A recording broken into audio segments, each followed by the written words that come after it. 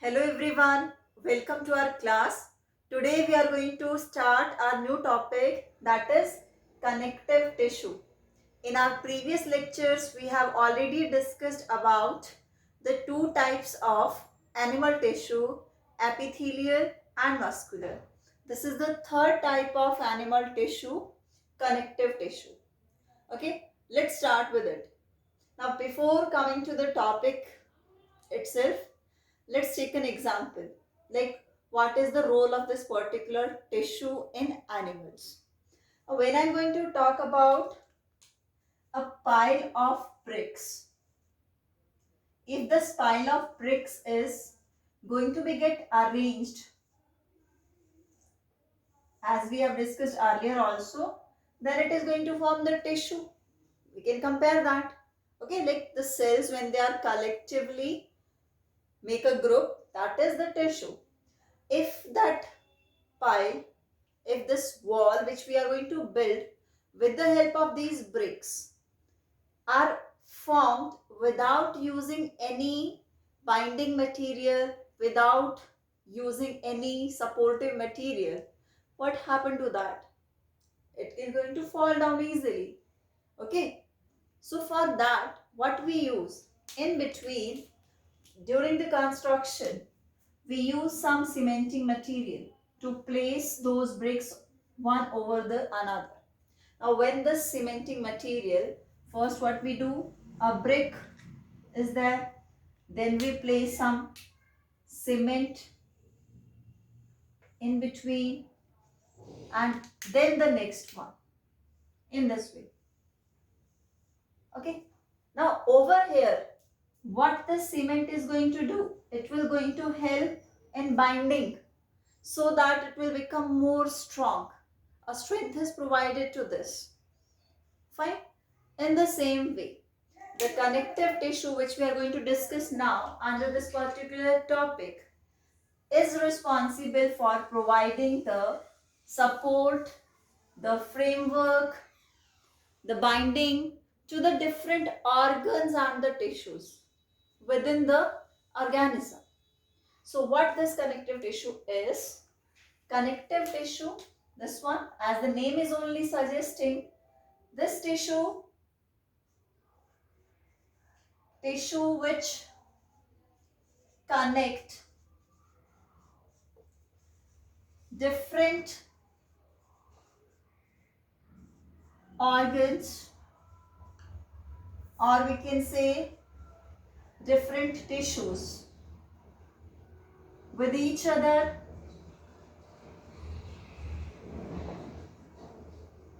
is called connective tissue. Fine. Now this tissue is the most abundant tissue in the human body. This is the most abundant tissue in the animals. It means it is present in more amount, we can say it is going to be the more part of the animal's tissue. ठीक है, यानी कि animal tissue हम चार type के पढ़ रहे हैं. So out of those four, the tissue which is present in more amount at more places, that is the connective tissue. Fine. So what is the function of this tissue? It helps in connecting various tissues with each other, various organs with each other. For example, if I'm going to list out the different types of connective tissue, then we know at the starting of chapter we have discussed this thing. Blood is there, bone is there, okay, then lymph is there. All these are the examples of connective tissue. So these connective tissue, these types of the connective tissue, they help in connecting the blood, connect the various body organs. Okay, it will help in transporting the oxygen, carrying the waste, transporting nutrients by connecting that particular organ from where that particular material is synthesized or available, and it will help in connecting to the different body parts. Fine. Bone, we know each 206 bone are present in our body in an adult, and those bones are also connected to each other, and that will help in providing a framework. You can just think over that. If this bone tissue is, because when we'll discuss later on, we'll find that they have different kind of composition of their matrix. Some tissue, they are hard, they are soft, some are flexible, some are elastic, in that way. So when we'll talk about bone, this is the hardest tissue of our body. Fine.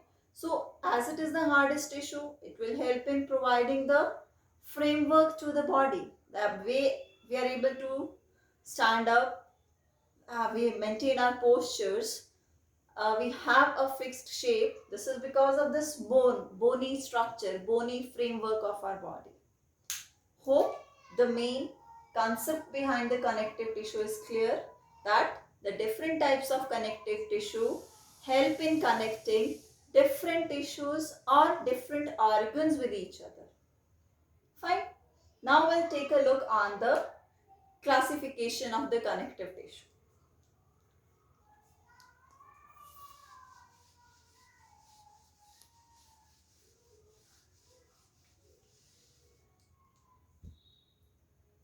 So broadly the connective tissue is divided into three categories.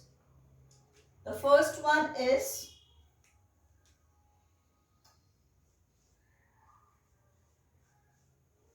the proper connective tissue,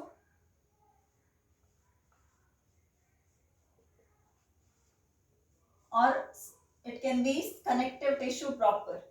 Okay, dense, loose, that are the further types of it.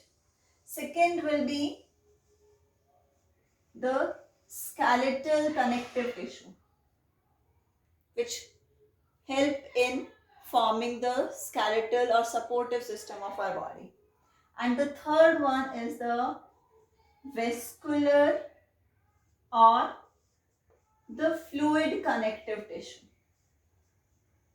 Fine. So these are the three different broad categories of connective tissue. I'll just write the names which we are going to discuss under these. Under this proper connective tissue, we'll be going to talk about the four different types. The first one is areolar tissue, adipose tissue, tendon,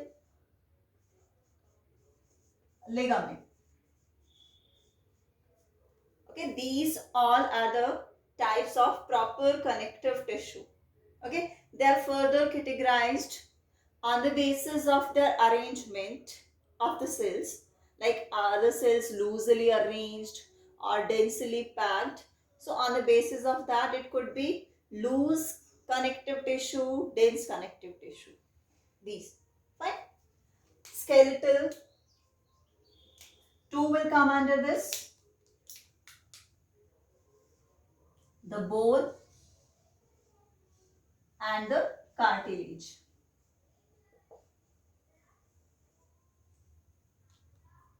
And the third, vascular, will come under blood and lymph. Okay, so these are the different types of connective tissue which we are going to deal under the topic connective tissue in our syllabus. So now we are going to discuss something which is common to each and every type of the connective tissue, or we can say the three main components of the connective tissue. Like the connective tissue is made up of three main components. So let's discuss what are these three components.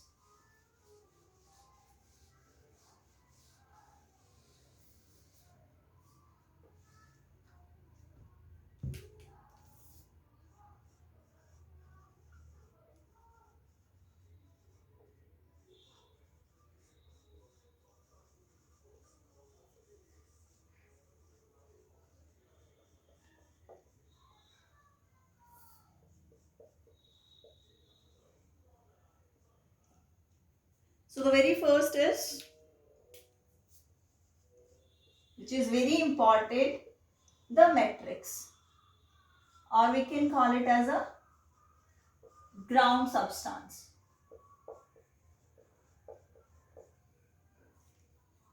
We will discuss one by one all these.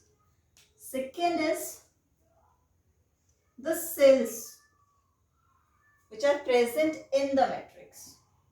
And the third are the fibers. Okay, just we'll take a look on any of the type of the tissue. For example, this is a cross section of any of the tissue I am taking. So this is the matrix, the medium, the base, okay, where the cells will be present.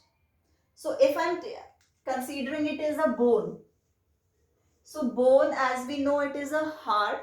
So the matrix in which the cells are placed, that is composed of calcium, okay, and phosphorus minerals. So calcium and phosphorus is the main constituent of the matrix or the ground substance of the bone tissue, in which the cells